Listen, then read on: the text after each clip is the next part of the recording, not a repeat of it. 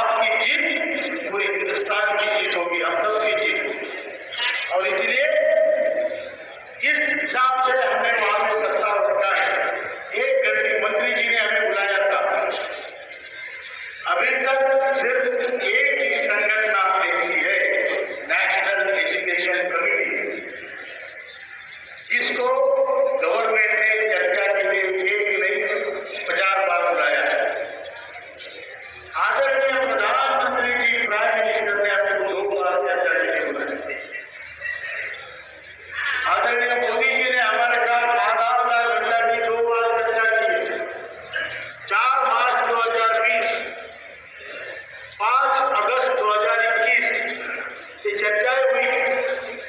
वित्त मंत्री ने हमारे साथ 2 बार चर्चा की। वित्त मंत्री ने हमें 2 बार चर्चा के लिए बुलाया। दूसरी बार जब बुलाया तो बहुत डिटेल में बात हुई।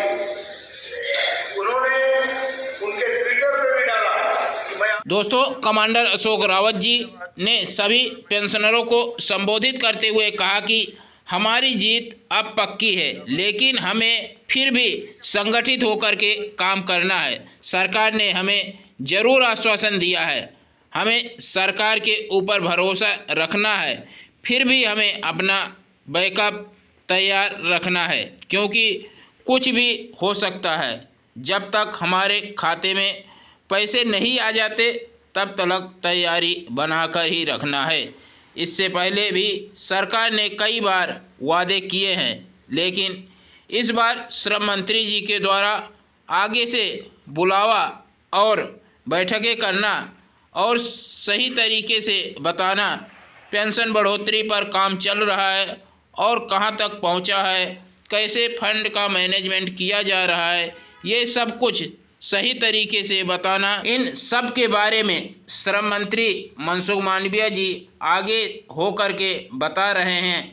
या इतिहास में पहली बार हो रहा है। इससे हम सभी को लग रहा है कि इस बार EPS 95 पेंशनधारकों की पेंशन में बढ़ोतरी ज़रूर हो जाएगी, लेकिन फिर भी हमें NAC संगठन को मजबूत रखना है, संगठन के साथ जुड़कर आगे बढ़ते रहना है, क्योंकि दोस्तों इस बार यदि पेंशन में बढ़ोतरी नहीं होती है तो आंदोलन और ज़ोरदार तरीके से किया जाना है।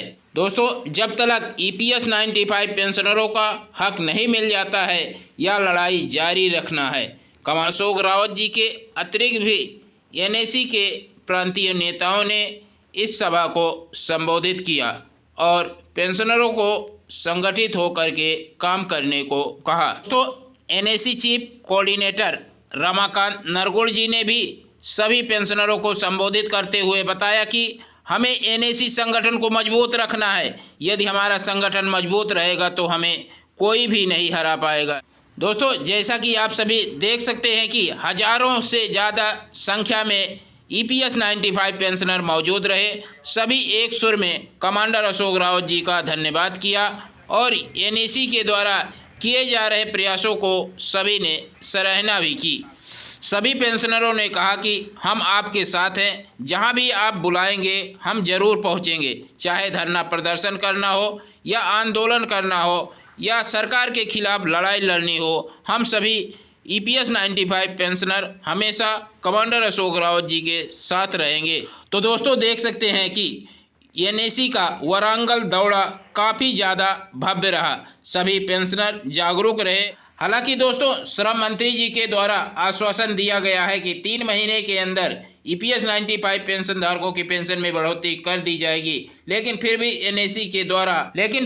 NAC का दौरा जारी है और अपने संगठन को मजबूत बना रही है, ताकि यदि सरकार पेंशनरों का काम नहीं करती है तो जोरदार तरीके से EPS 95 पेंशन धारकों का आंदोलन किया जा सके और सरकार को घेरा जा सके।